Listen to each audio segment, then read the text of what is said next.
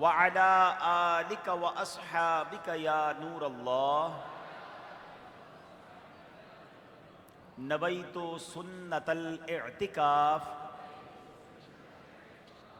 پیارے پیارے اسلامی بھائیوں اور مدنی چینل کے ناظرین، سوشل میڈیا کے ناظرین، الحمدللہ عز و جل آج جمعرات ہے اور ہر جمعرات دعوت اسلامی کا ہفتہ وار سنت و بھرا اجتماع دنیا کے ہزاروں مقامات پر ہوتا ہے، اور اسی سلسلے میں آج دعوت اسلامی کے مدنی مرکز فیضان مدینہ حیدرآباد میں عظیم الشان ہفتہ وار سنت و بھرے اجتماع کا سلسلہ جاری ہے۔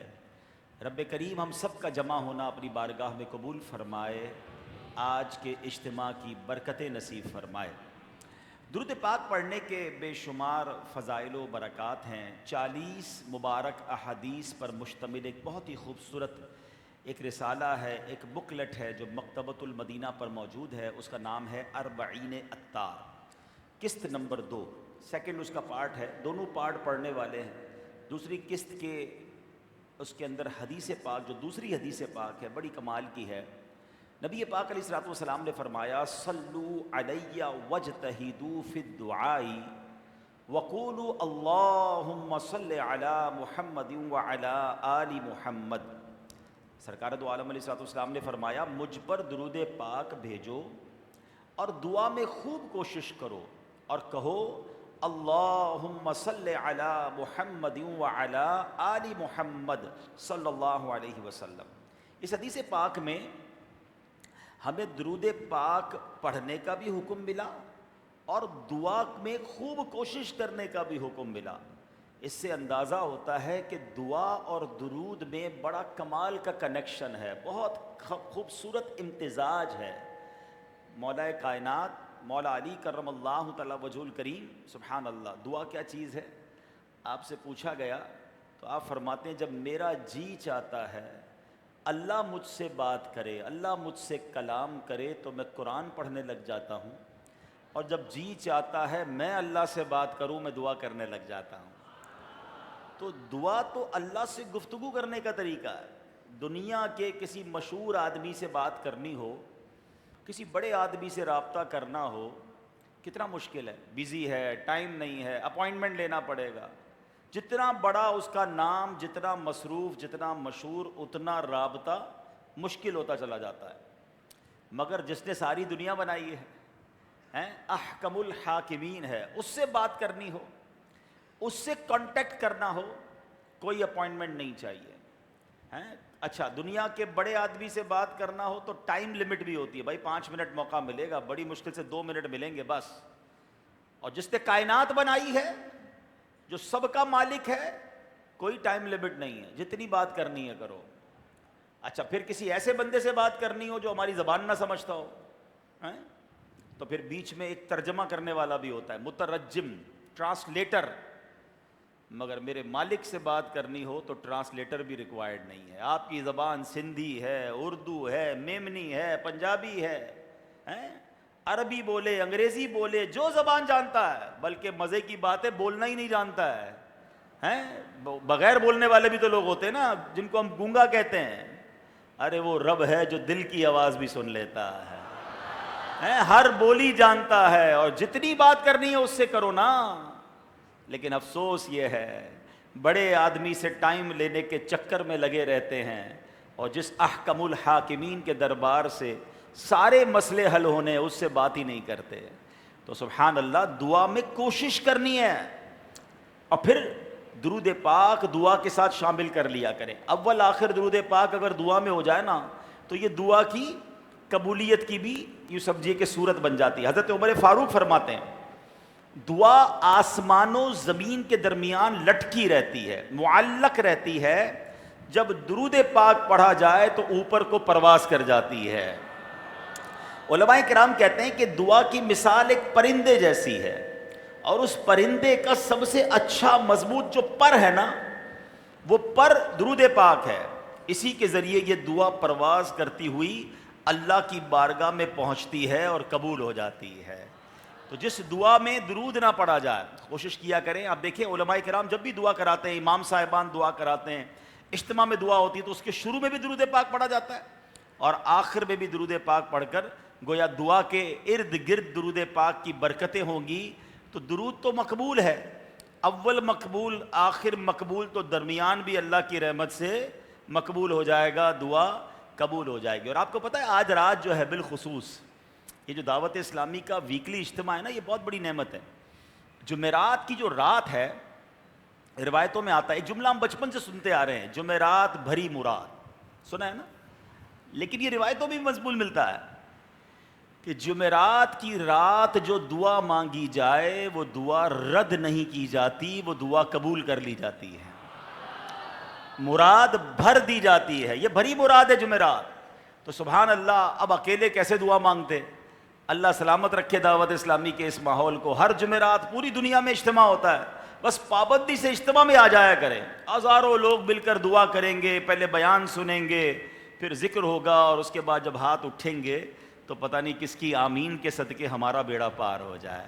تو نیت کریں کہ انشاءاللہ پابندی سے اجتماع میں بھی آتے رہیں گے انشاءاللہ. آئیے مل کر محبت کے ساتھ با آواز بلند درود پاک پڑھنے. صلو علی الحبیب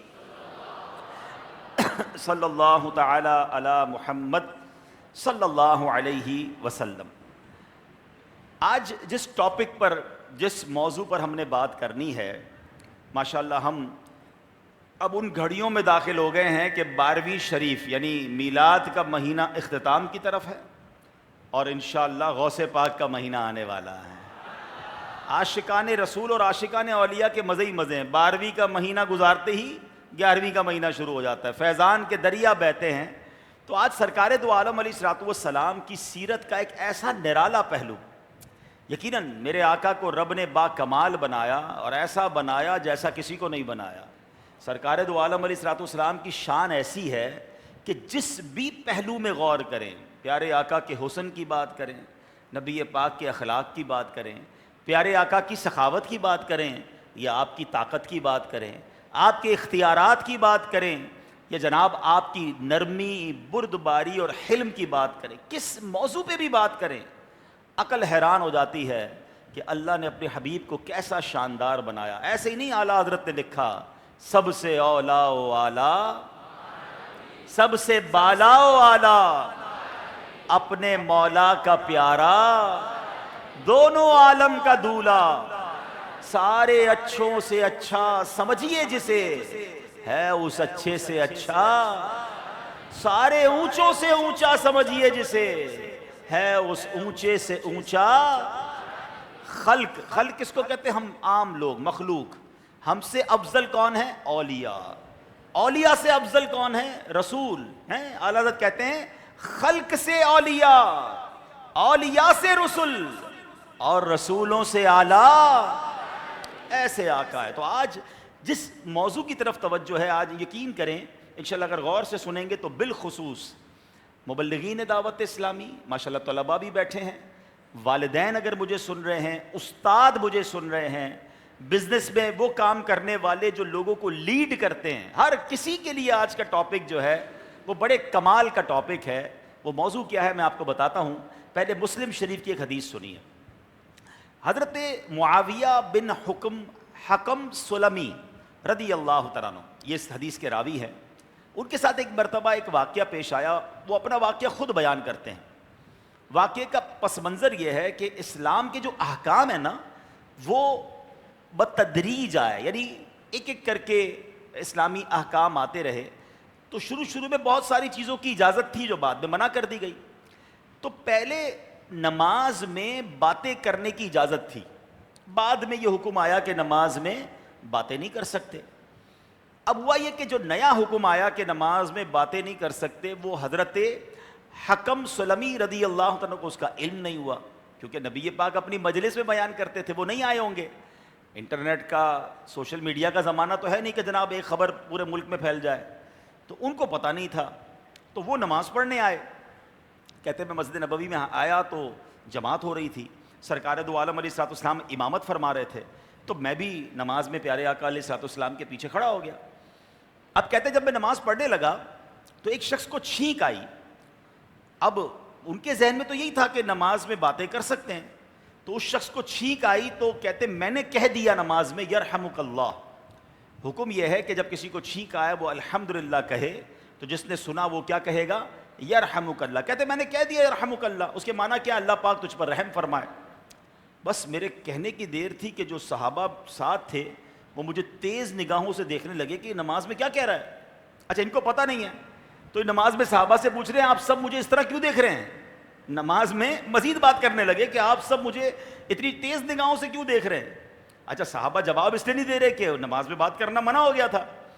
تو اب ایک صحابی نے اپنی ران پر ہاتھ مارا, تو اب ان کو سمجھ آیا کہ لگتا ہے نماز میں بات کرنے کی اب اجازت ہے نہیں. کہتے میں بھی چپ ہو گیا, میں بھی خاموش ہو گیا, میں نے مزید بات نہیں کی. اچھا جب نماز مکمل ہوئی تو سرکار دو عالم علیہ الصلوۃ والسلام نے مجھے اپنے پاس بلایا.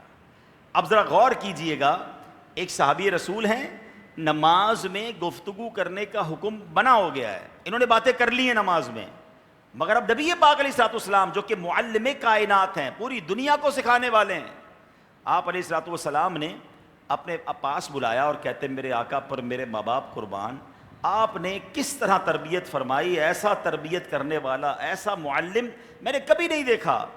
کہتے ہیں کہ آپ نے مجھے بلایا, نہ ڈانٹا, نہ مارا, نہ برا بھلا کہا, بلکہ نرمی سے فرمایا نماز میں باتیں نہیں کرتے, نماز میں تو اللہ پاک کی تسبیح کرتے ہیں, تکبیر کہتے ہیں اور قرآن کی تلاوت کیا کرتے ہیں. ہائے ہائے ہائے سبحان اللہ. اے میرے پیارے اسلامی بھائیو, اس واقعے سے سیکھنا کیا ہے اور آج ٹاپک کیا ہے؟ پہلے تو یہ سمجھیے کہ معلم, استاد, اس کا بڑا مرتبہ ہے, مگر جیسے معلم میرے آقا ہے نا سرکار علیہ الصلوۃ والسلام, بحیثیت معلم, بحیثیت ٹیچر, بحیثیت گائیڈ, کس طرح امت کی رہنمائی فرمائی, اور آج بھی فرما رہے ہیں.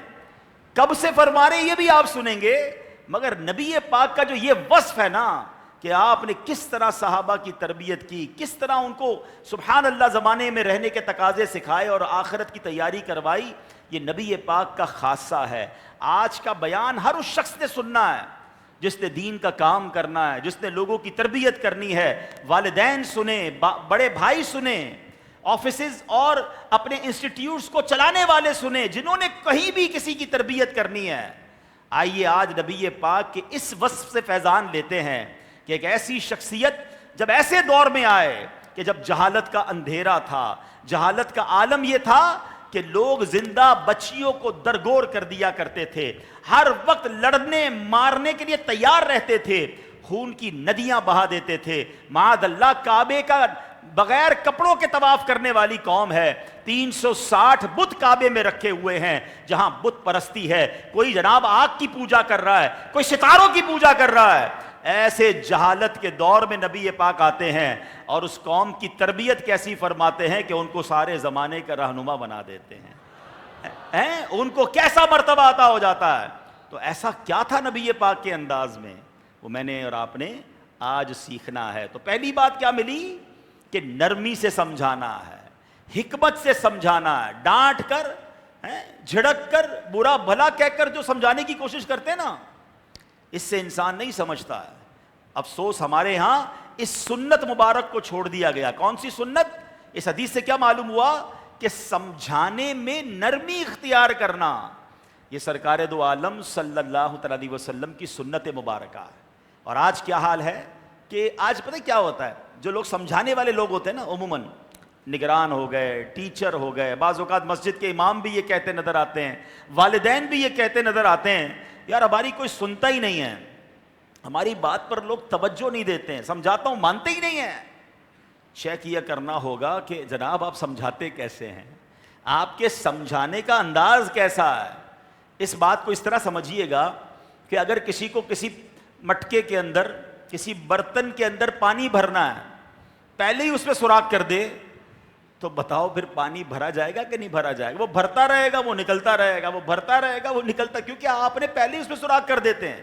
اگر ڈانٹ رہے ہیں, جھڑک رہے ہیں, ذلیل کر کے سمجھانا چاہ رہے ہیں, پھر بات سمجھ نہیں آنی. پھر آپ کی جو بری بات لگی ہے نا, بندے کا دماغ ادھر ہی رہے گا کہ مجھے ذلیل کر رہا ہے, مجھے ڈانٹ رہا ہے.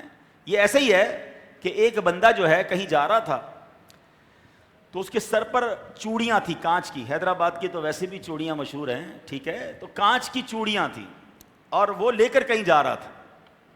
تو کسی پولیس والے نے یا جو چیکنگ کرنے والے لوگ ہوتے ہیں ڈنڈا مارا اس کے پوٹلے کے اوپر جس پہ کانچ کی چوڑیاں تھیں. بتاؤ اس کے اندر کیا ہے؟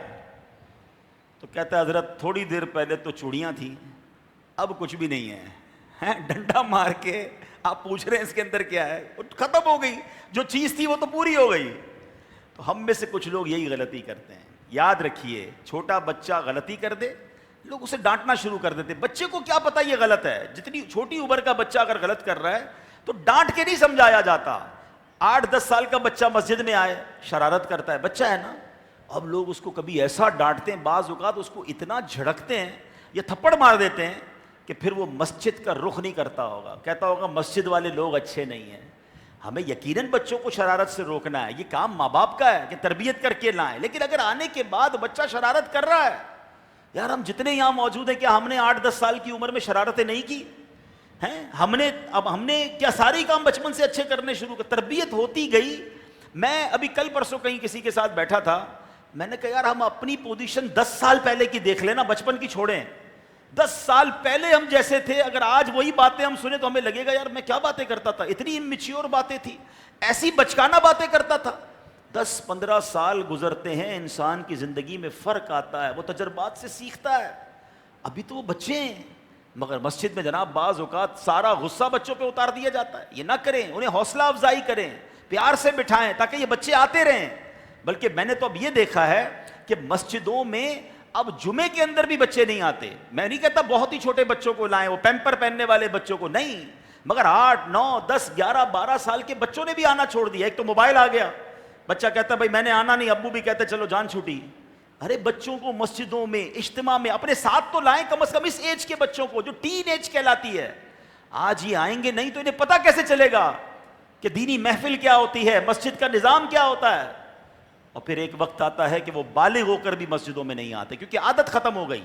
یہ جتنے اسلامی بھائی یہاں بیٹھے اکثر وہ ہوں گے جن کو ان کے والد مسجد میں لاتے رہے. ہم چھوٹے تھے, ہمارے ابو ہمیں پکڑ کے مسجد میں لاتے رہے, جمعہ پڑھایا, اجتماع میں لائے, محفلوں میں لائے, ہم آ کے سو جاتے تھے مسجد میں, بیان نہیں سنتے تھے, سو جاتے تھے. لیکن وہ مسجد میں آ کر سونا بھی کام آ رہا ہے کہ پھر بعد میں سمجھ آیا کہ اجتماع کیا ہے, علماء کیا ہے, محفل نعت کیا ہے, دعا کیا ہے. تو اس طرح اپنے آنے والی نسلوں کو مسجدوں سے دور نہ کریں. یقیناً مسجد کو بچوں سے بچانا ہے, مسجد کو شور و غل سے بچانا ہے, اپنے ساتھ لائیں, ادب سے لائیں. ہاں بعض اوقات والدین کیا غلطی کرتے ہیں, بچوں کو لا کر پیچھے چھوڑ دیتے ہیں اور خود آ کر بیٹھ جاتے ہیں. نہیں, تربیت کریں ان کی, اجتماع میں لائیں, اپنے ساتھ بٹھائیں. 2-3 بچے ایک ساتھ نہ لائیں کیونکہ 2-3 بچے ہو جائیں گے تو پھر سارے مل کے پھر سارے ہی کارنامہ کریں گے. الگ الگ اپنے والد یا بھائی کے ساتھ بیٹھیں گے تو ان کی تربیت ہوگی. آگے چلتے ہیں. اسی طرح ماں کی محبت دنیا میں مشہور ہے, مگر بعض مائیں بھی بڑی سختی سے بچوں کو سمجھاتی ہیں. اچھا ایک اور غلطی کیا کرتے ہیں کہ سب کے سامنے بچوں کو سمجھاتے ہیں. یہ تو حدیث, یہ روایتوں میں مضمون ملتا ہے کہ جس نے سب کے سامنے کسی کو سمجھایا, سب کے سامنے اصلاح کی تو اس نے اسے ذلیل کیا, اور جس نے اس کو اکیلے میں سمجھایا اس نے اس کو زینت بخشی. تو یہ ہمیشہ کے لیے یاد رکھیں, کسی کی بھی تربیت کرنی ہے, غلطی ہو جاتی ہے انسان سے, کسی بیان کرنے والے سے بھی غلطی ہو سکتی ہے, امام صاحب سے بھی ہو سکتی ہے. اکیلے میں عزت کے ساتھ, پیار کے ساتھ عرض کر کے آپ دیکھیں وہ آپ کی بات بھی سنیں گے, عمل بھی کریں گے. سب کے سامنے لوگ کھڑے ہو کے سمجھانا شروع کر, بلکہ اب تو ایک اور خطرناک طریقہ آ گیا ہے, سمجھانا بھی اور سوشل میڈیا پہ سمجھانا ہے. یہ کون سا طریقہ ہے؟ آپ ذرا غور کریں کہ ایک بندے سے چلے مان لیا تھوڑی دیر کے لیے غلطی ہو گئی, اب اس کو سمجھانا کیسے؟ ویڈیو بنا کے کہ حضرت آپ نے یہ غلط کہا. ارے بھائی اس سے ڈائریکٹ رابطہ کر لو. اب جتنے ہزاروں لاکھوں لوگوں نے سنا اس کا وبال کس پر آئے گا؟ آپ نے تو اسے ذلیل کر دیا نا. اور اگر ہو سکتا ہے وہ ٹھیک کہہ رہا ہو, آپ کے پاس اتنا علم نہ ہو, وہ درست بات کر رہا ہے, پھر تو آپ پر اور وبال آ جائے گا. تو یہ سوشل میڈیا کے ذریعے جو سمجھانے کا دور ہے, غلطیاں پکڑنے کا دور ہے, خدا کے واسطے اس سے باز آ جائیں, کہیں ایسا نہ ہو یہ گناہ جاریہ کا باعث بن جائے. تو نبی پاک علیہ الصلوۃ والسلام کا انداز کیا تھا؟ نرمی کے ساتھ, پیار کے ساتھ, غلطی کرنے والے کو بھی محبت کے ساتھ سمجھانا ہے. اعلیٰ حضرت امام اہل سنت کیا فرماتے ہیں؟ اعمال میں ہدایت نرمی سے کرنی چاہیے کہ سختی سے ضد نہ بڑھے. اچھا بعض اوقات شیطان بھی بڑا کردار ادا کرتا ہے. آپ کسی کو سختی سے سمجھائیں گے نا, آپ کی نماز ٹھیک نہیں ہے, آپ وضو ٹھیک نہیں کرتے, آپ نے فلاں کام غلط کیا, اگلا غلط بھی کر رہا ہوگا، شیطان دماغ میں ڈالے گا، وہ ضد پر آ جائے گا، وہ اپنی غلطی نہیں مانے گا، آپ سے لڑ پڑے گا، کہہ رہا جو کر رہا ہوں ٹھیک کر رہا ہوں. نقصان ہوا نا، غلطی بھی نہیں مانی، ضد پر آ گیا، اور آپ کی سختی کی وجہ سے وہ دور بھی ہو گیا. ہے فلاح و کامرانی نرمی و آسانی میں، یاد کر لیجئے، ہے فلاح و کامرانی نرمی و آسانی میں، ہر بنا کام بگڑ جاتا ہے نادانی میں. تو میرے آقا کیسے معلم ہیں، ہر وصف میں با کمال ہیں. اعلیٰ حضرت لکھتے نا، تیرے تو وصف عیب تناہی سے ہیں بری. یا رسول اللہ، آپ کے اوصاف ختم ہونے والے عیب سے بھی بری ہیں. تیرے تو وصف عیب تناہی سے ہیں بری، حیران ہوں میرے شاہ میں کیا کیا کہوں تجھے. اچھا، دنیا میں جو ٹیچر ہوتے ہیں ان کو کب ماہر سمجھا جاتا ہے کہ یار یہ بہت پرانے ٹیچر ہیں، 15 سال سے پڑھا رہے ہیں، 20 سال سے پڑھا رہے ہیں، ان کو بڑا تجربہ حاصل ہے. ایسا ہی ہے نا، جو جتنا پرانا اچھا ٹیچر، اس کی سینیورٹی کی وجہ سے اس کو مانا جاتا ہے، اس کی بات سنی جاتی ہے. آپ جانتے نبی پاک علیہ الصلوۃ والسلام کب سے معلم ہیں؟ میرے آقا نے کب اور کس کس کی تربیت فرمائی؟ سنیں، ایمان تازہ ہو جائے گا. حدیث پاک میں ہے کہ نور خدا احمد مجتبی صلی اللہ تعالی علیہ وسلم کا نور سب مخلوقات میں سب سے پہلے بنایا گیا. حضرت آدم علیہ السلام کی تخلیق سے 2000 سال پہلے کی بات ہے کہ یسبح ذالک النور، نور مصطفیٰ علیہ الصلوۃ والسلام تسبیح کرتا تھا. پیارے آقا کے نور کو سب سے پہلے بنایا رب نے. حضرت آدم کی پیدائش سے بھی 2000 سال پہلے آقا کا جو نور تھا وہ تسبیح کرتا تھا. فَتُسَبِّحُ الْمَلَائِكَةُ بِتَسْبِيحِهِ، پس فرشتے اس تسبیح کو سن کر تسبیح کیا کرتے تھے. پتہ کیا چلا کہ جب حضرت آدم دنیا میں بھی نہیں آئے تھے، جب بھی نبی پاک علیہ الصلوۃ والسلام معلم تھے، آپ فرشتوں کو تسبیح سکھاتے تھے، اور آپ سے سیکھ کر فرشتے اللہ پاک کی تسبیح کیا کرتے تھے. آئے ہائے، اتنے پرانے استاد ہیں، اتنے، اللہ اکبر، کتنے ہزاروں سال پہلے سے سرکار دو عالم تربیت فرما رہے. کس کی؟ فرشتوں کی تربیت فرما رہے. ایک اور واقعہ سنیے کہ علامہ عمر بن احمد آفندی رحمت اللہ تعالی علیہ قصیدہ بردہ شریف کی شرح میں لکھتے ہیں کہ ملائے اعلیٰ، اوپر کے آسمانوں کے جو فرشتے ہیں، 1000 سال تک کچھ مسئلے تھے، اس پہ غور و فکر کر رہے تھے. ان کو سولیوشن نہیں مل رہا تھا، وہ غور و فکر کر رہے تھے، اور ان کے وہ مسئلے حل پتہ ہے کب ہوئے؟ وہ حل معراج کی رات حل ہو گئے. کیونکہ نبی پاک علیہ الصلوۃ والسلام، حدیث پاک میں ہے کہ پیارے آقا علیہ الصلوۃ والسلام نے فرمایا، میں نے اپنے رب کو اچھی صورت میں دیکھا. اللہ پاک نے فرمایا، اے محبوب علیہ الصلوۃ والسلام، ملائے اعلیٰ کے فرشتے کن مسائل میں بحث کر رہے ہیں، یہ کن مسئلوں میں الجھے ہوئے ہیں؟ نبی پاک نے فرمایا، یا اللہ تو ہی عرض کیا، یا اللہ تو ہی بہتر جانتا ہے فرشتوں کے کیا مسئلے ہیں. آقا فرماتے پھر رب کائنات نے مجھ پر نوازش فرمائی، مجھے علم بخشا. یا اللہ پاک، پھر عرض کیا میں نے، یا اللہ 4 فرشتے ہیں، 4 مسئلے ہیں، 4 پرابلمز ہیں جس کو فرشتے حل نہیں کر پا رہے. اللہ پاک نے فرمایا، اے محبوب علیہ الصلوۃ والسلام، آپ نے سچ کہا. اب رب نے فرشتوں سے کیا فرمایا؟ رب نے فرمایا، یا ملائکتی وجدتم حلال المشکلات، اے فرشتوں تم نے مشکلات کو حل کرنے والے کو پا لیا ہے. میرا محبوب آسمانوں کی سیر کو آیا ہے، اے فرشتوں مسئلے پوچھ لو ان سے. اللہ فرماتا ہے فَاسْأَلُوا أَشْكَالَكُمْ، وہ مسائل جو 1000 سال سے تم حل نہیں کر پا رہے، میرے محبوب سے وہ مسئلے پوچھ لو. سبحان اللہ، 1000 سال سے جو مسئلے فرشتوں سے حل نہیں ہو رہے تھے، نبی پاک کے سامنے وہ سوال رکھے گئے.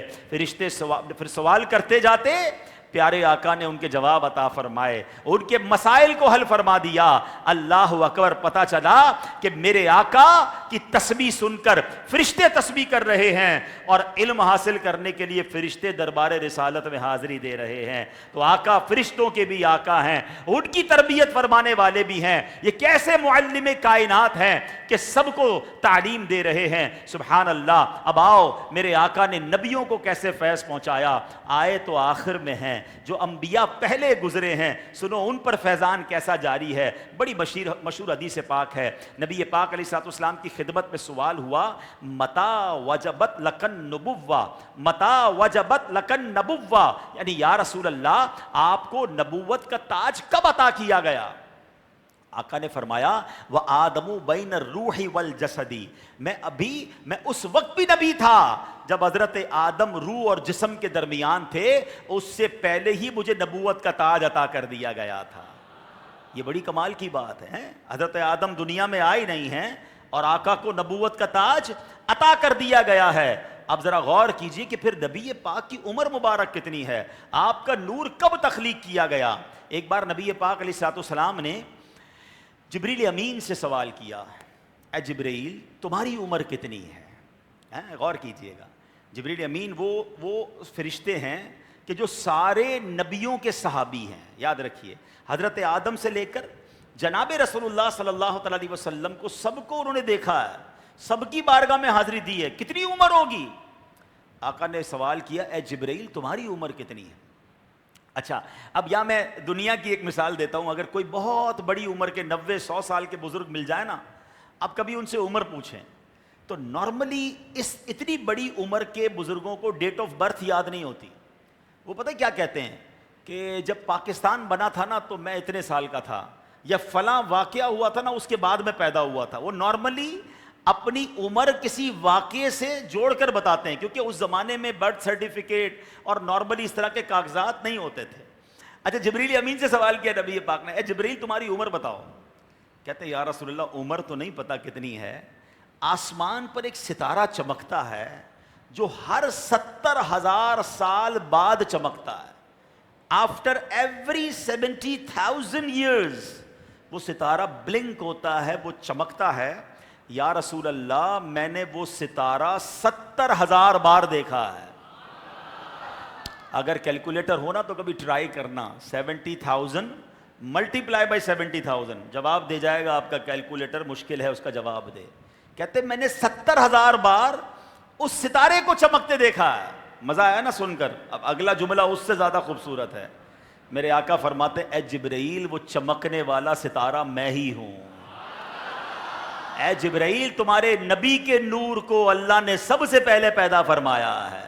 یہ میلاد میں جو نعرے لگاتے ہو نا, اول کی آمد مرحبا, آخر کی آمد مرحبا, تو کچھ لوگ کنفیوز ہوتے ہیں, آخر کی آمد تو سمجھ آئی, یہ اول کی آمد کیا ہے؟ میرے آقا ہی اول ہیں, بلکہ ساری کائنات میں سب سے اول ہیں. سب سے پہلے جو بنایا رب نے اپنے نور سے, اپنے نبی کے نور کو بنایا. اچھا, نبی پاک نے ایک اور بڑا پیارا سوال کیا جبریل امین سے. آقا فرماتے جبریل سارے نبیوں کو دیکھا ہے, 1,24,000 کم و بیش انبیاء, ہمیں تو نام بھی نہیں پتا. قرآن پاک میں تو چند نبیوں کے نام ہے, باقی پر ہمارا ایمان ہے, مگر ہمیں تو ان کا نام بھی نہیں پتا نا. جبریل امین تو سب سے ملے ہیں.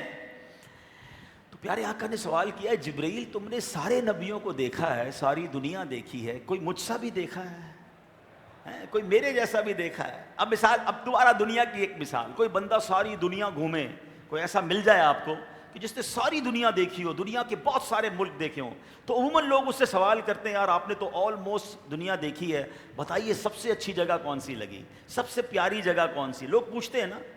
اب نبی پاک نے سوال کیا کہ اے جبرائیل تم نے سارے نبیوں سے ملاقات کی ہے, کوئی مجھ جیسا بھی پایا؟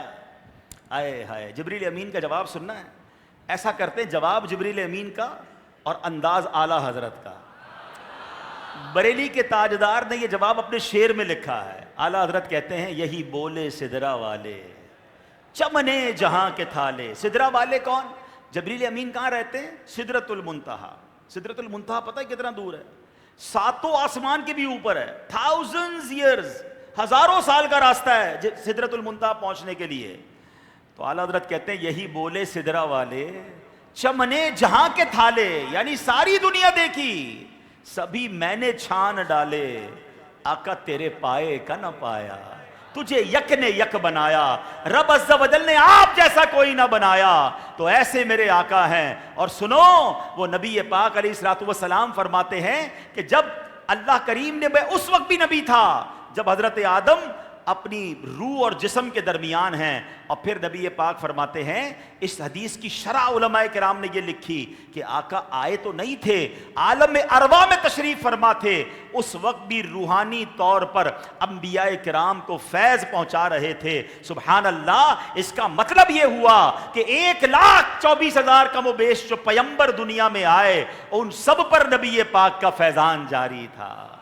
میرے آقا ان پر بھی اپنا فیض جاری فرما رہے ہیں. سیدی اعلیٰ حضرت آدم علیہ السلام کے بارے میں لکھتے ہیں نا کہ حضرت آدم ابو البشر ہیں, سب سے پہلے اس دنیا میں انسان جو آیا, جو تخلیق کیے گئے, وہ حضرت آدم ہیں. مگر سبحان اللہ, حضرت آدم بھی نبی پاک کو یاد کیا کرتے تھے. اعلیٰ حضرت کہتے ہیں, حضرت آدم کیا کرتے تھے؟ کہتے ہیں ظاہر میں میرے پھول ہیں, حقیقت میں میری اصل. کہتے ہیں میں, یعنی حضرت آدم فرما رہے میں ایک ایسا درخت ہوں جس کا پھول نبی پاک ہیں, یعنی بعد میں آنے والے ہیں, مگر ایکچولی میری اصل بھی وہی ہیں, میری بنیاد بھی وہی ہیں. ظاہر میں میرے نخل ہیں, ظاہر میں میرے پھول ہیں, حقیقت میں میری اصل. اس گل کی یاد میں یہ صدا بل بشر کی ہے. حضرت آدم علیہ السلام بھی یہ کہا کرتے تھے کہ جو میرے بعد آنے والے ہیں وہی میرے سردار ہیں. سبحان اللہ. ہر نبی نے نبی پاک علیہ السلام کا ذکر کیا. سبحان اللہ. نعت شریف سنتے ہیں نا, رسول انہی کا تو مجدہ سنانے آئے ہیں, رسول انہی کا تو مجدہ سنانے آئے ہیں, انہی کے آنے کی خوشیاں منانے آئے ہیں. یہ کس شہنشاہ والا کی آمد آمد ہے, بولو مرحبا, ہاں بولو مرحبا مرحبا بولو. تو نبی پاک اس وقت سے معلم ہیں, اس وقت سے فیض عطا کرنے والے ہیں. فرشتوں کو آپ کے در سے تربیت مل رہی ہے, انبیاء کو فیضان مل رہا ہے. اور سبحان اللہ, جو اس دور کے لوگ تھے ان کی تو کیا شاندار تربیت فرمائی. ایک اور خوبصورت واقعہ سنیے گا کہ پیارے آقا علیہ الصلوۃ والسلام کے سامنے ایک کسائی گزرا, بکری کو لے کر گھسیٹتے ہوئے ذبح کرنے کے لیے لے جا رہا تھا. تو اس سے بکری چھوٹ گئی اور بھاگتے بھاگتے نبی پاک کی بارگاہ میں حاضر ہو گئی. جانور بھی تو پیارے آقا سے محبت کو, یا وہ فریاد کرنے آئے کہ حضور دیکھیں کیسا ظلم کر رہا ہے. آئے ہائے, نبی پاک سب کے آقا ہیں, سب کی تربیت فرما رہے ہیں نا. پیارے آقا نے بکری سے کیا کہا؟ اصبری لامر اللہ, اللہ پاک کے حکم پر صبر کرو. اور کسائی سے کیا فرمایا؟ قصاب سے, وَأَنْتَ يَا جَزَّارُ فَسُقْهَا إِلَى الْمَوْتِ سَوْقًا رَفِيقًا, اے قصاب اسے موت کی طرف نرمی کے ساتھ لے جاؤ. اب ذرا غور کیجئے, تربیت کا انداز دیکھیں. بکری بھاگ رہی ہے ذبح ہونے سے, حالانکہ بکری اللہ نے بنائی اس لیے کہ اسے ذبح کیا جائے, اس کے گوشت سے فائدہ لوگ اٹھائیں. تو آقا علیہ السلام نے کیا فرمایا کہ تیرے لیے رب کا حکم یہی ہے, تو اللہ کے حکم کے فیصلے سے بھاگنا نہیں ہے, صبر کر. اور قصاب سے کیا کہا کہ اسے ذبح کرنے لے بھی جانا ہے تو نرمی کے ساتھ لے جاؤ نا, سختی کیوں کر رہے ہو؟ اللہ اکبر. یہ ہے ہمارا دین, یہ ہے ہمارا مذہب کہ جانوروں کے ساتھ نرمی کا حکم ہے. قربانی کے دنوں میں یہ آپ نے مسئلہ سنا ہوگا کہ جانور کے ساتھ سختی نہیں کرنی ہے, چھری کو تیز کر لیں تاکہ اسے کم سے کم تکلیف ہو. ذبح تو کرنا ہے مگر وہ بھی نرمی کے ساتھ کرنا ہے. اللہ اکبر. یہ ہے ہمارا دین. اور نبی پاک کا انداز دیکھیں کہ سب کی تربیت فرما رہے ہیں. سبحان اللہ. خود نبی پاک اپنے معلم ہونے کو کس طرح بیان فرماتے ہیں؟ آپ فرماتے ہیں بعثت معلمن, مجھے معلم بنا کر بھیجا گیا ہے, استاد بنا کر بھیجا گیا ہے, کائنات بھر کی تربیت کرنے والا بنا کر بھیجا گیا ہے. قرآن مجید فرقان حمید میں اسی شان کو کیا خوبصورت انداز میں رب بیان فرماتا ہے. بسم اللہ الرحمن الرحیم. ارسلنا فیکم رسولا منکم یتلو علیکم آیاتنا ویزکیکم ویعلمکم الکتاب والحکمت ویعلمکم ما لم تکونوا تعلمون ویعلمکم ما لم تکونوا تعلمون. آسان ترجمہ قرآن کنز العرفان. ہم نے تمہارے درمیان تم میں سے ایک رسول بھیجا جو تم پر ہماری آیتیں تلاوت فرماتا ہے اور تمہیں پاک کرتا اور تمہیں کتاب اور پختہ علم سکھاتا ہے اور تمہیں وہ تعلیم فرماتا ہے جو تمہیں معلوم نہیں تھا۔ سبحان اللہ۔ اے مسلمانوں، اللہ پاک کا تم پر بڑا انعام ہوا کہ رب الرحمن نے تم میں اپنے محبوب علیہ الصلوۃ والسلام کو بھیجا۔ آپ سرتاپا رحمت ہی رحمت ہیں۔ یوں تو محبوب ذیشان علیہ الصلوۃ والسلام کے تم پر لاکھوں احسان ہیں، مگر قرآن نے چند احسان واضح طور پر بیان فرمائے۔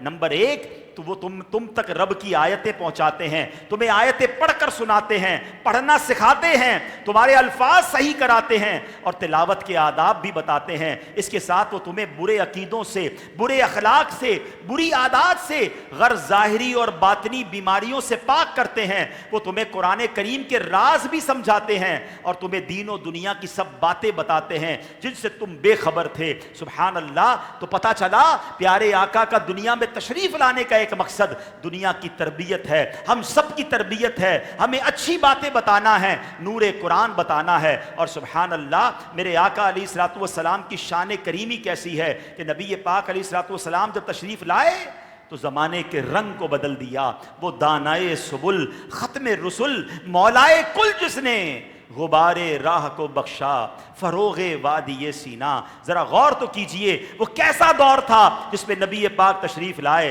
اور اس قوم کی کیسی تربیت فرمائی۔ سبحان اللہ۔ اب میرے پیارے اسلامی بھائیوں، اب ایک قبیلے کی بات سننی ہے۔ اب یہاں جو لوگ نیکی کی دعوت پہ سستی کرتے ہیں، لوگ کہتے ہیں میں نماز پڑھتا ہوں نا، کافی ہے، میں نے علم دین سیکھ لیا، کافی ہے۔ بلکہ یہ جملہ بڑا مشہور ہے، یا شیخ اپنی اپنی دیکھ، اپنا کام کرو بھائی، دوسرے کی فکر کرنے کی ضرورت نہیں ہے۔ دین کے کاموں میں ایسا نہیں ہے۔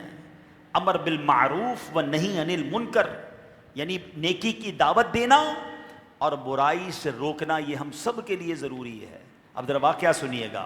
عرب کا ایک قبیلہ تھا اشعر، حضرت ابو موسیٰ اشعری رضی اللہ تعالیٰ عنہ مشہور صحابی ہیں، اسی قبیلے سے آپ کا تعلق تھا۔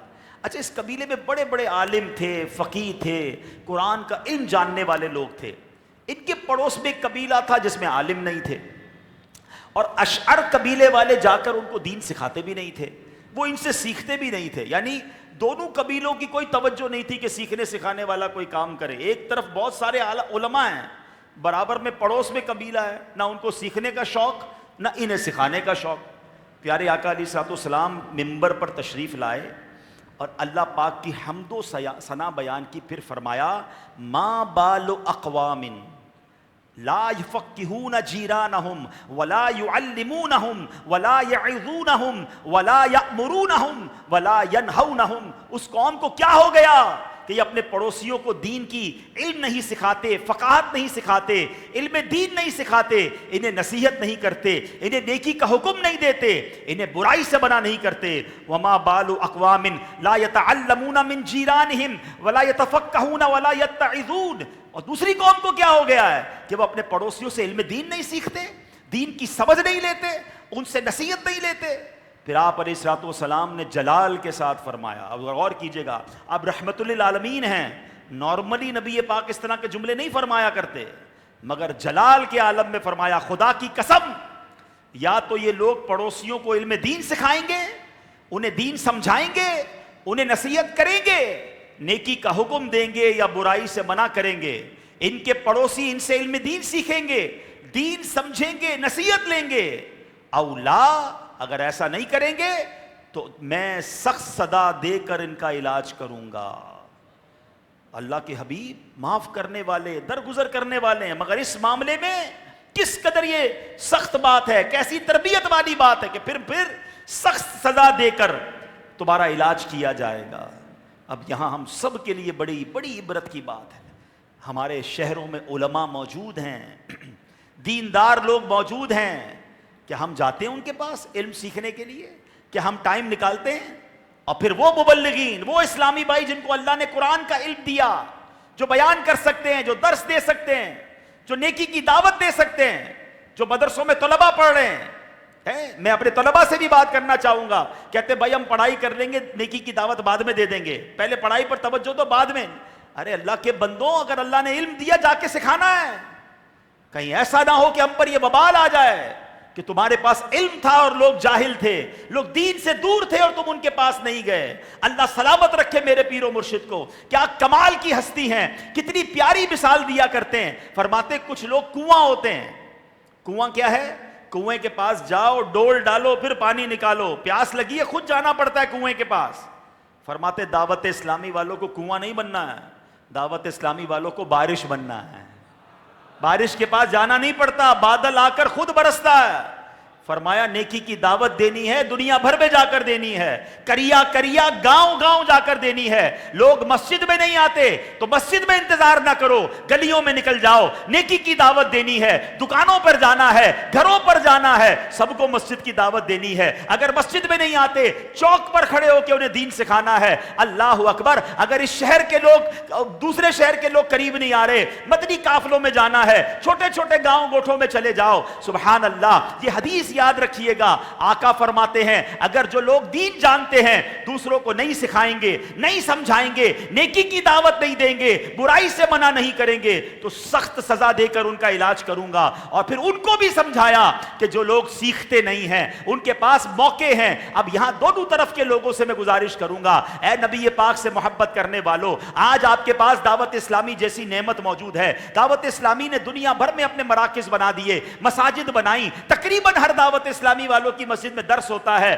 مدرسۃ المدینہ بالغان ہوتا ہے۔ اے عاشقان رسول، دعوت اسلامی والے فری آف چارج آپ کو آفر کرتے ہیں، آئیے قرآن پڑھیے، آئیے نماز سیکھیے۔ ارے ہم نے تو اپنے بچپن میں کبھی نماز کورس نہیں سنا تھا، کمال دیکھو دعوت اسلامی کا کہ نماز کورس شروع کرایا۔ اور ہم نے سنا لوگوں سے، 50 سال سے نماز پڑھنے والوں سے سنا کہ جب نماز کورس کیا تو پتا چلا جو 50 سال سے نماز پڑھ رہے تھے اس میں کتنی غلطیاں تھیں، ہمیں تو وضو بھی صحیح نہیں آتا تھا، غسل کے مسائل بھی نہیں پتا تھے۔ اللہ سلامت رکھے دعوت اسلامی کو۔ تو اے میرے پیارے اسلامی بھائیوں، اب میں دوبارہ دونوں طرف کے اسلامی بھائیوں سے عرض کر رہا ہوں، جو علم نہیں سیکھ رہے، جو قریب نہیں آ رہے، جو اس خوبصورت ماحول سے دور رہ کر علم سے دور ہیں، پلیز ایسا نہ کریں، میرے آقا علیہ الصلوۃ والسلام کی رضا حاصل کریں اور آ کر علم دین سیکھیں۔ اور وہ مبلغین، وہ بالخصوص معلمین جن کو اللہ نے یہ صلاحیت دی ہے اور وہ سستی کرتے ہیں، وہ جا کر لوگوں کو دین نہیں سکھاتے، وہ بھی یہ کام چھوڑ دیں۔ بلکہ ہمارا دل تو کڑنا چاہیے کہ کتنے مسلمان ہیں کہ جو دین سے دور ہیں،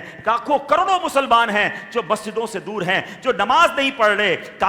کاش ہمیں ایسی تڑپ مل جائے۔ یاد رکھیے، بڑی خوبصورت بات، بہت خوبصورت بات جو ہے لکھی ہے کہ کیا ہمیں کسی ایسے مسلمان کو دیکھ کر کڑن ہوتی ہے کہ جو دین سے دور ہے؟ اللہ کرے کہ یہ بات ہمیں سمجھ آ جائے۔ سرکار دو عالم صلی اللہ تعالیٰ علیہ وسلم کس طرح فرما رہے ہیں۔ نبی پاک علیہ الصلوۃ والسلام کا ایک حدیث سنیے گا۔ پیارے آقا علیہ الصلوۃ والسلام فرماتے ہیں کہ تمہیں کیا بننا ہے، کن چیزوں میں اپنے آپ کو انوالو کرنا ہے۔ پیارے آقا علیہ الصلوۃ والسلام فرماتے ہیں، حدیث پاک کا خلاصہ ہے کہ 4 چیزوں جیسے یعنی 4 قسم کے لوگوں میں سے کسی ایک قسم کے لوگ ہمیں بننا ہے۔ وہ کیا چیز ہے؟ وہ فرماتے ہیں، حدیث پاک، درود پاک پڑھ لیجئے، صلو علی الحبیب صلی اللہ تعالی علی محمد صلی اللہ علیہ وسلم۔ وہ فرمایا یا تو عالم بن جاؤ، ہاں بننا ہے تو عالم بن جاؤ۔ فرمایا عالم نہیں بن سکتے تو طالب علم دین بن جاؤ، ہیں طالب علم دین بن جاؤ، کم از کم یہ تو بنے نا۔ اچھا، طالب ان کے ساتھ بیٹھنے والے بن جاؤ، ان کی صحبت اختیار کرنے والے بن جاؤ، اور اگر ایسا بھی نہیں ہو سکتا تو کم از کم ان سے محبت کرنے والے تو بن جاؤ۔ کاش یہ بات سمجھ آ جائے کہ ہم ان 4 قسم کے لوگوں میں سے کسی ایک میں تو شامل ہو جائیں نا، ورنہ یہاں حال بہت برا ہے کہ آج لوگ علماء سے بھی نفرت کرنے لگے ہیں، ان کی صحبت میں بیٹھنا برا سمجھتے ہیں۔ اللہ کرے کہ ہم عالم بنیں، ہم نہیں بن سکے اپنے گھر میں سے ایک عالم بنا لیں، اللہ کرے ہر فیملی میں ایک عالم دین ہو اور پھر وہ سب کی تربیت کرے۔ اور تربیت کیسے کرنا ہے؟ ہمیں نرمی کے ساتھ کرنا ہے، ہمیں پیار کے ساتھ کرنا ہے، یہ سوچ کر کرنا ہے کہ کسی طرح ہمارے اسلامی بھائی جو ہیں وہ گناہوں سے باز آ جائیں۔ نبی پاک علیہ الصلوۃ والسلام کا انداز کیسا تھا؟ اچھا، پہلے جب نبی پاک نے یہ فرمایا نا دونوں قبیلے والوں سے کہ پھر تمہارا سخت طریقے سے علاج ہوگا، سزا دوں گا، دونوں قبیلے والے آئے، کہتے حضور 1 سال دے دیں، 1 سال کے اندر ہم انشاءاللہ اپنے پڑوسیوں کو علم دین سکھا دیں گے۔ اشہر قبیلے والے آئے، کہا حضور ہمیں 1 سال دے دیں، ہم سب کو انشاءاللہ دین سکھائیں گے۔ تو اللہ کرے کہ ہم بھی اپنے ذمے کوئی ٹارگٹ لیں اور ہم بھی الحمدللہ دین سکھائیں۔ مگر اگین دین کا کام کرنا ہے، تربیت کرنی ہے نرمی کے ساتھ. ایک شخص نبی پاک کی بارگاہ میں آیا، عرض کرتا ہے یا رسول اللہ مجھے زنا کی اجازت دیجیے، بدکاری کی اجازت دیجیے. کتنا آکورڈ کویسچن تھا. صحابہ جلال میں آ گئے کہ نبی پاک کی بارگاہ میں ایسے سوال. نبی جب وہ کھڑے ہوئے اس کو مارنے کے لیے، نبی پاک نے روک دیا، اس کو اپنے پاس بلایا، فرمایا بیٹا کوئی اگر تیری ماں کے ساتھ ایسا کام کرے تم اس کو بہتر سمجھو گے؟ حدیث کا خلاصہ عرض کر رہا ہوں. کیسے حضور ایسے کیسے میں جائز سمجھوں گا میری ماں کے ساتھ؟ نہیں نہیں بالکل نہیں. فرمایا وہ بھی تو کسی کی ماں ہو سکتی ہے نا. پھر فرمایا تمہاری بہن کے ساتھ کوئی ایسا کرے تم کیا سمجھو گے؟ کہتا بالکل نہیں، میں تو برداشت نہیں کروں گا. کہ وہ بھی تو کسی کی بہن ہوگی. پھر فرمایا تمہاری خالہ کے ساتھ کوئی ایسا کرے. ایک ایک کر کے نبی پاک رشتے بتاتے گئے. ہر بار وہ کہتا رہا حضور میں بالکل برداشت نہیں کروں گا. تو پیارے آقا علیہ الصلوۃ والسلام ہر بار اسے سمجھاتے رہے کہ وہ بھی تو کسی کی خالہ، کسی کی بہن، کسی کی ماں ہو سکتی ہے. پھر نبی پاک نے اس کے سینے پر ہاتھ رکھا، دعا کی یا اللہ اس کے دل کو پاک کر دے، اس کا گناہ بخش دے. اس کے بعد وہ نوجوان ساری زندگی بدکاری سے بیزار رہا. کیا شاندار انداز ہے. ہم سے کوئی ٹیڑھا سوال کر لے شرم نہیں آتی ہے؟ ایسے کوئی سوال کرتا ہے؟ یہ انداز ہے. تمہیں بے وقوف آدمی ہو. اب یہ بات آپ نے کر کے اگلے کو پہلے ہی اپنے آپ سے دور کر دیا. بھائی وہ آیا ہی اسی لیے کہ اس کو سمجھ نہیں آ رہی ہے. پیار سے سمجھائے نا. ہے فلاح و کامرانی نرمی و آسانی میں، ہر بنا کام بگڑ جاتا ہے نادانی میں. آقا کی اس شان معلمی جو ہے نا، نبی پاک کی جو شان تربیت ہے، کاش اس کا صدقہ مل جائے. نعت سب کو یاد ہے. سچی بات سکھاتے یہ ہیں، سیدھی راہ دکھاتے یہ ہیں، اپنی بنی ہم آپ بگاڑیں، کون بنائے بناتے یہ ہیں، بندے کرتے ہیں کام غضب کے، مژدہ رضا کا سناتے یہ ہیں. کاش یہ بات ہمیں سمجھ آ جائے اور ہم تربیت صحیح طریقے سے کرنے والے بن جائیں. اے میرے پیارے اسلامی بھائیوں، غوث پاک رحمۃ اللہ تعالی علیہ کا فرمان سنیں. چلیں 11ویں شریف بھی شروع ہونے والی ہے نا. پیران پیر کی کمال کی بات ہے. یعنی میں آج جب بیان تیار کر رہا تھا، میں نے زندگی میں پہلی بار یہ بات پڑھی اور اتنا مزہ آیا اس بات کو پڑھ کے، ایمان تازہ ہو گیا. مبلغین کے لیے تو کمال ہے نا یہ جملہ غوث پاک کا. سبحان اللہ سبحان اللہ. پیران پیر بڑوں کی باتیں بھی بڑی ہیں نا. غوث پاک فرماتے ہیں اگر تم میں سے کسی کا بیٹا غیر مسلموں کے ہاں قیدی ہو جائے تو کیا تم اسے چھڑانے کی کوشش نہیں کرو گے؟ کیسی کوشش کرو گے؟ بچہ گرفتار ہو جائے اور وہ بھی غیر مسلموں کے یہاں، کہ مار نہ دیں، ہاتھ پیر توڑ نہ دیں، سزا نہ دے دیں.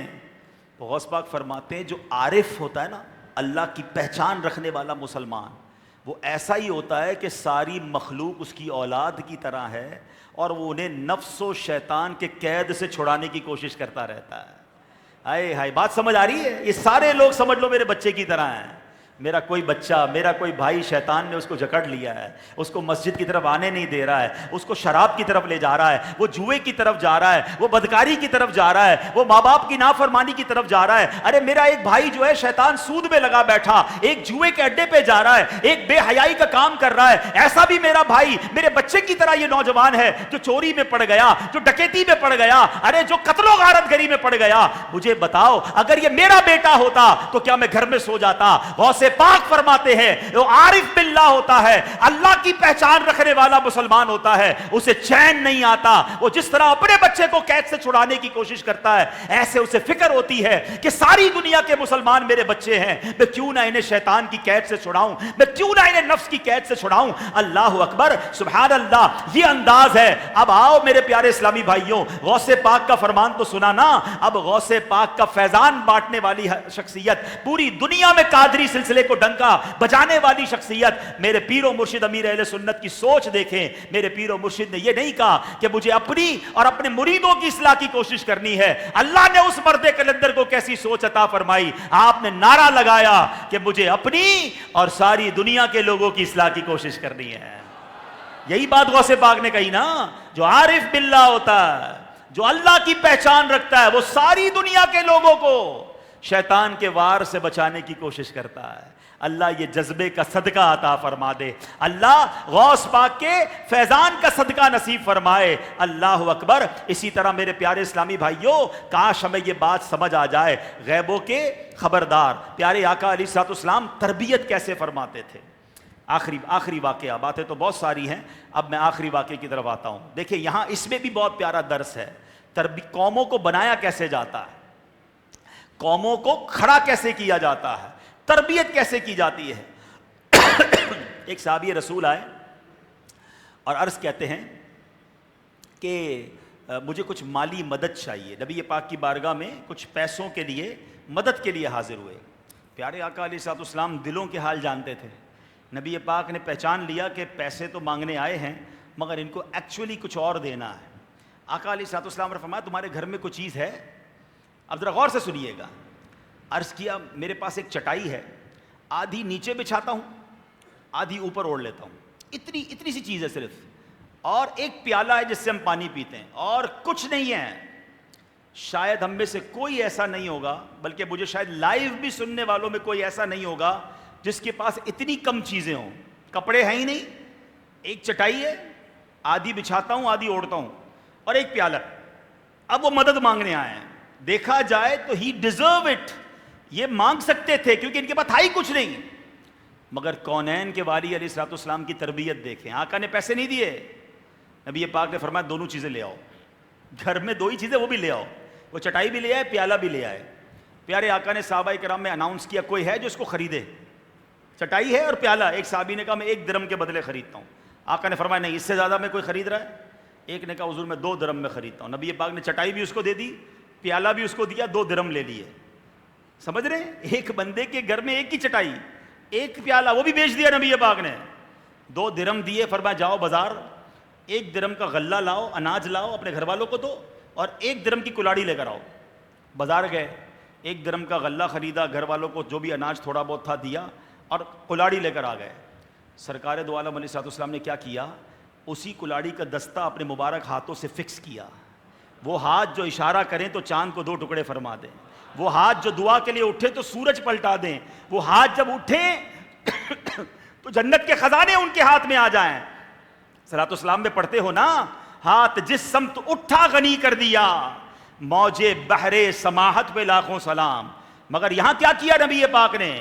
پیسے نہیں دیے, کلاڑی ٹھیک کر رہے ہیں. فرمائے کلاڑی لو, اب جنگل میں جاؤ, لکڑیاں کاٹ کر کام کرو, 15 دن تک نظر نہیں آنا مجھے. کام پہ لگا دیا. جملہ سنتے ہو نا, مچھلی کھلانے سے بہتر ہے مچھلی پکڑنا سکھا دو. نبی پاک نے کلاڑا دیا, فرمایا 15 دن بعد آنا.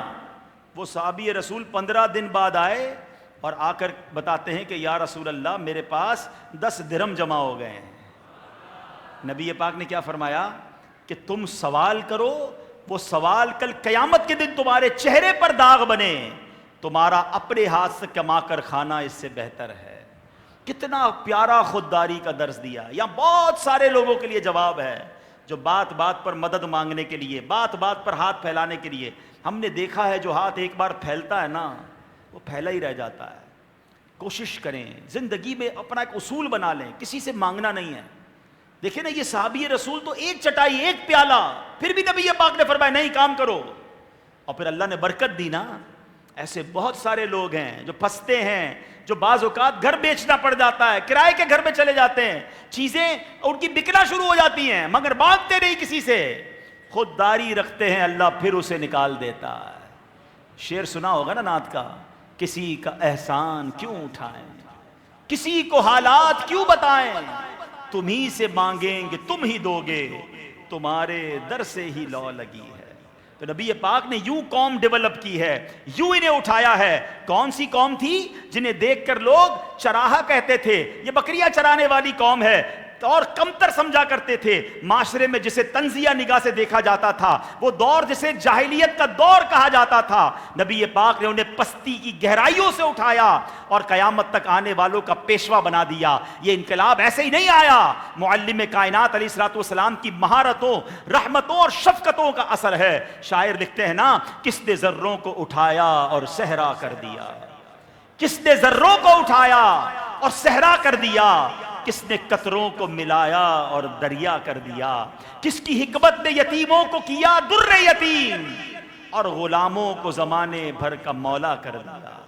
تو یہ میرے آقا کی تربیت ہے۔ تو اے میرے پیارے اسلامی بھائیوں، اللہ مجھے اور آپ کو بھی نرمی عطا فرمائے، حکمت نصیب فرمائے، جذبہ عطا فرمائے، دین کا کام کرنے کی کڑن نصیب فرمائے، دنیا بھر کے مسلمانوں کو اللہ رسول کی بات پہنچانے کی توفیق، نیکی کی دعوت پہنچانے کی توفیق عطا فرمائے۔ کاش وہ کڑن نصیب ہو جائے کہ جب مسلمان گناہ کریں تو مجھے چین نہ آئے، میں بے قرار ہو جاؤں کہ میرے آقا کے امتی ہو کر، میرے نبی کے غلام ہو کر یہ گناہوں کے دلدل میں کیوں پھنسے ہیں، میں بھی گناہوں سے بچوں اور انہیں بھی بچاؤں۔ سبحان اللہ، اللہ کرے یہ جذبہ ہمیں نصیب ہو جائے۔ دعوت اسلامی کے ماحول میں یہ موقع ہمیں ملتا ہے کہ ہم اپنے شہر میں بھی، اپنے قریبی گاؤں گوٹھوں میں، بلکہ دنیا بھر میں جا کر نیکی کی دعوت دے سکتے ہیں۔ تو آئیے معلم کائنات صلی اللہ تعالی علیہ وسلم کی سیرت کا صدقہ حاصل کریں۔ میرے آقا تربیت فرما رہے ہیں، میرے آقا نیکی کی دعوت دے رہے ہیں، اس سنت پر آؤ آپ اور میں مل کر عمل کریں، اور ہم بھی مبلغ بن جائیں، ہم بھی دین کے داعی بن جائیں، ہم بھی نیکی کی دعوت دینے والے بن جائیں۔ اللہ توفیق دے تو درس نظامی کر کے عالم دین بن جائیں، ورنہ کم از کم فرض علوم سیکھیں، دعوت اسلامی کے اجتماعات میں آ کر مدنی قافلوں میں سفر کر کے پیارے آقا علیہ الصلوۃ والسلام کے اس عظیم وصف کا ہم بھی صدقہ حاصل کر لیں۔ تو اے میرے پیارے اسلامی بھائیوں، یہ دعوت اسلامی کا ماحول ہے جو ہمیں برکت عطا فرماتا ہے۔ اب اپنے بیان سے پہلے، بیان ختم ہونے سے پہلے، کیونکہ نبی پاک تو عظیم استاذ ہیں، ساری دنیا کے استاذ ہیں، ان کے صدقے جو بھی استاد ہیں نا، ان کے آداب شریعت نے بیان کیے ہیں، یاد رکھیے۔ اب ماشاءاللہ ہم کسی مدرسے میں، کسی جگہ پر کسی بھی استاد سے پڑھیں، دنیاوی علم بھی سیکھا ہے اور شرعاً جائز علم سیکھا، یعنی میرا اور آپ کا جو بھی استاد ہے اس کا ادب کرنا ہے۔ یہاں طلباء کے لیے بھی بدری پھول ہیں، بچوں کے لیے بھی بدری پھول ہیں، اور ہم سب کے لیے ہیں۔ یاد رکھیے ہمیں کس طرح اساتذہ کے حقوق اسلام بیان کرتا ہے۔ 5 اکتوبر کو بتایا جا رہا ہے کہ جناب دنیا بھر میں ٹیچرز ڈے منایا جاتا ہے۔ ارے میرا پیارا دین کتنا اچھا ہے جو ہمیں اساتذہ کا ادب کیسے بتاتا ہے، حدیثوں کے ذریعے، بزرگان دین کے اقوال کے ذریعے۔ آئیے میں چند باتیں عرض کرتا ہوں۔ سبحان اللہ، سیدی اعلیٰ حضرت امام اہل سنت کا ایک رسالہ ہے الحقوق لطرح العقوق، جسے مکتبۃ المدینہ نے والدین، زوجین اور اساتذہ کے حقوق کے نام سے آسان کر کے شائع کیا ہے۔ ضرور اسے پڑھیں کہ والدین کے حقوق کیا ہیں، آپس میں میاں بیوی کے حقوق کیا ہیں، اور اساتذہ کے حقوق کیا ہیں۔ اس میں سے جو اساتذہ کے حقوق ہیں چند بیان کرتا ہوں۔ علامہ امام حافظ الدین رحمۃ اللہ تعالی علیہ لکھتے ہیں، عالم کا حق جاہل پر اور استاد کا حق شاگرد پر برابر ہے، اور وہ یہ ہے کہ اس سے پہلے بات نہ کرے۔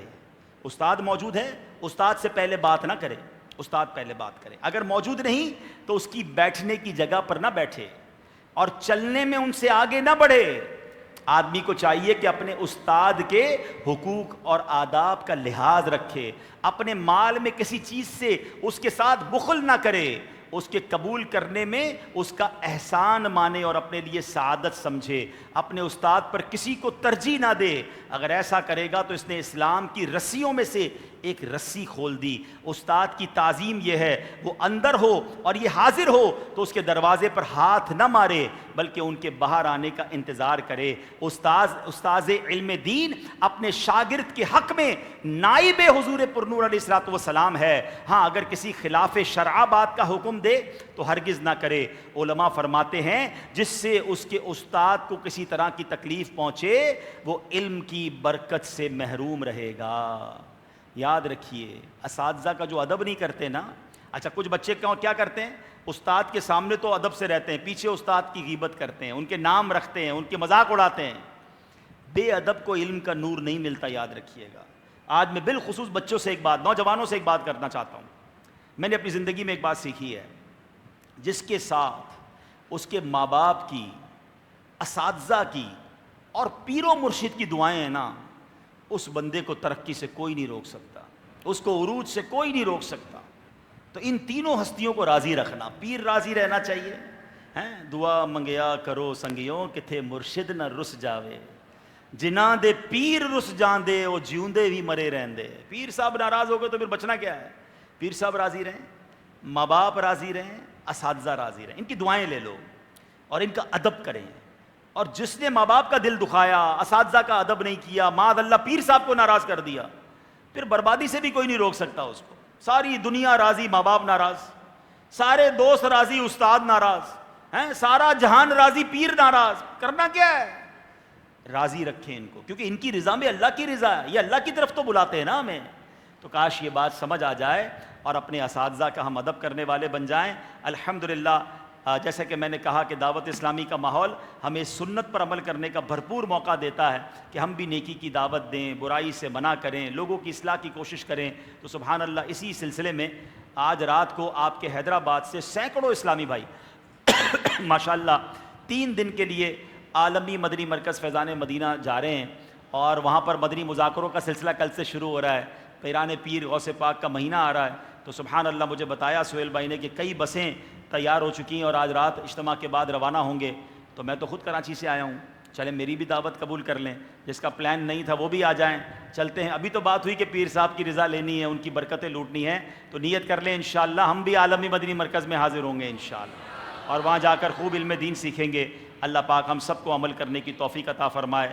ہر جمعرات کو دعوت اسلامی کے اجتماعات میں بڑے پیارے پیارے ہمیں درود پاک پڑھائے جاتے ہیں، تو انشاءاللہ ہم سب مل کر بھی وہ درود پاک پڑھیں گے اور اس کی برکتیں لوٹیں گے۔ درود پاک پڑھ لیجئے، صلو علی الحبیب صلی اللہ تعالی علی محمد صلی اللہ علیہ وسلم۔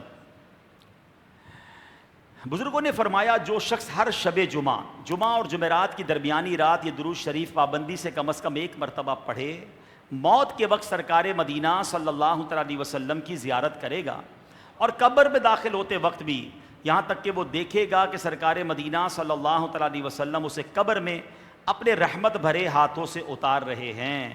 آئیے مل کر درود پاک پڑھ لیں۔ اللہم صلی وسلم وبارک علی سیدنا و مولانا محمد النبی الامی الحبیب العالی القدر العظیم الجاہ وعلی آلہ وصحبہ وبارک وسلم۔ دوران بیان میں نے ایک حدیث بیان کی تھی، میں اس حدیث کو دوبارہ بیان کر دیتا ہوں کہ نبی پاک علیہ الصلوۃ والسلام نے فرمایا کن عالما او متعلما او محبا او متبعا، یعنی عالم بنو یا طالب علم بنو یا ان سے محبت کرنے والے بنو یا ان کی پیروی کرنے والے بنو۔ انشاءاللہ ان چاروں میں سے ایک تو بننا ضروری ہے، اس کے علاوہ نہیں بننا ہے، ان چاروں میں سے کچھ بننا ہے، کوشش کریں گے انشاءاللہ عالم دین بنیں گے انشاءاللہ۔ اگلا درود پاک ماشاءاللہ جو آج ہم پڑھیں گے بڑی پیاری اس کی فضیلت ہے، اور ماشاءاللہ دعوت اسلامی کی اجتماع کی برکت سے ہمیں یہ پیارے پیارے درود پاک پڑھائے جاتے ہیں۔ حضرت انس رضی اللہ تعالیٰ عنہ سے روایت ہے کہ نبی پاک علیہ الصلوۃ والسلام نے فرمایا جو شخص یہ درود پاک پڑھے، اگر کھڑا تھا تو بیٹھنے سے پہلے اور بیٹھا تھا تو کھڑے ہونے سے پہلے اس کے گناہ معاف کر دیے جائیں گے۔ مل کر پڑھتے ہیں اللہم صلی علی سیدنا و مولانا محمد وعلی آلہ وسلم۔ حدیث پاک کے مطابق جو یہ درود پاک پڑھتا ہے اس پر رحمت کے 70 دروازے کھول دیے جاتے ہیں۔ آئیے مل کر پڑھتے ہیں صلی اللہ علی محمد۔ علامہ احمد ساوی رحمۃ اللہ تعالی علیہ بعض بزرگوں سے نقل کرتے ہیں اس درود شریف کو ایک بار پڑھنے سے 6 لاکھ درود شریف پڑھنے کا ثواب حاصل ہوتا ہے۔ آئیے مل کر پڑھتے ہیں اللہم صلی علی سیدنا محمد عدد ما فی علم اللہ صلاة دائمة بدوام ملک اللہ۔ ایک دن ایک شخص آیا تو نبی پاک علیہ الصلوۃ والسلام نے اسے اپنے اور صدیق اکبر رضی اللہ تعالیٰ عنہ کے درمیان بٹھا لیا۔ صحابہ کرام کو بڑی حیرت ہوئی کہ یہ کون بڑے مرتبے والا شخص ہے۔ جب وہ چلا گیا تو نبی پاک علیہ الصلوۃ والسلام نے فرمایا یہ جب مجھ پر درود پاک پڑھتا ہے تو یوں پڑھتا ہے۔ آئیے ہم بھی پڑھ لیتے ہیں اللہم صلی علی محمد کما تحب وترضى لہ۔ شافع امم صلی اللہ علیہ وسلم کا عظمت والا فرمان ہے، جو شخص یوں درود پاک پڑھے اس کے لیے میری شفاعت واجب ہو جاتی ہے۔ مل کر پڑھ لیتے ہیں، اللہم صلی علی محمد وانزلہ المقعد المقرب عندک یوم القیامہ۔ حضرت ابن عباس رضی اللہ عنہ سے روایت ہے کہ نبی پاک علیہ الصلوۃ والسلام نے فرمایا، اس کو پڑھنے والے کے لیے 70 فرشتے 1000 دن تک نیکیاں لکھتے ہیں۔ مل کر پڑھ لیں، جزا اللہ عنا محمد ما ہوا اہلہ۔ فرمان مصطفیٰ صلی اللہ علیہ وسلم، جس نے اس دعا کو 3 مرتبہ پڑھا گویا اس نے شب قدر حاصل کر لی۔ دعا کون سی؟ آئیے پڑھتے ہیں، لا الہ الا اللہ الحلیم الکریم سبحان اللہ رب السماوات السبع ورب العرش العظیم، لا الہ الا اللہ الحلیم الکریم سبحان اللہ رب السماوات السبع ورب العرش العظیم، لا الہ الا اللہ الحلیم الکریم سبحان اللہ رب السماوات السبع ورب العرش العظیم۔ سبحان اللہ۔ آج رات کتنی مبارک رات ہے کہ نبی پاک علیہ الصلوۃ والسلام کا فرمان، بے شک اللہ پاک ہر جمعہ کی رات کے شروع سے لے کر آخر تک اور ہر رات کے آخری تہائی حصے میں دنیا کے آسمان پر تجلی فرماتا اور فرشتے کو حکم دیتا ہے جو یہ اعلان کرتا ہے کوئی مانگنے والا کہ اس کو عطا کروں، ہے کوئی توبہ کرنے والا کہ میں اس کی توبہ قبول کروں، ہے کوئی بخشش مانگنے والا کہ اس کو بخش دوں۔ اے نیکی کے چاہنے والے، نیکی کے کام میں جلدی کر، اور ایک گناہ کے چاہنے والے، گناہ کرنے سے باز آ جا۔ سبحان اللہ۔ آج مانگنے کی رات ہے، فرشتہ ندا لگائے گا۔ نبی پاک کا فرمان، جو شخص جمعہ والے دن فجر کی نماز سے پہلے 3 مرتبہ استغفر اللہ الذی لا الہ الا هو واتوب الیہ پڑھے، اس کے گناہ بخش دیے جائیں گے اگرچہ سمندر کی جھاگ سے زیادہ ہوں۔ تو انشاءاللہ آج فجر سے پہلے کوشش کریں کہ یہ وظیفہ بھی پڑھ لیں۔ اب انشاءاللہ کچھ اعلانات ہوں گے، ہمارے اسلامی بھائی انشاءاللہ اعلانات فرمائیں گے۔ صلو علی الحبیب۔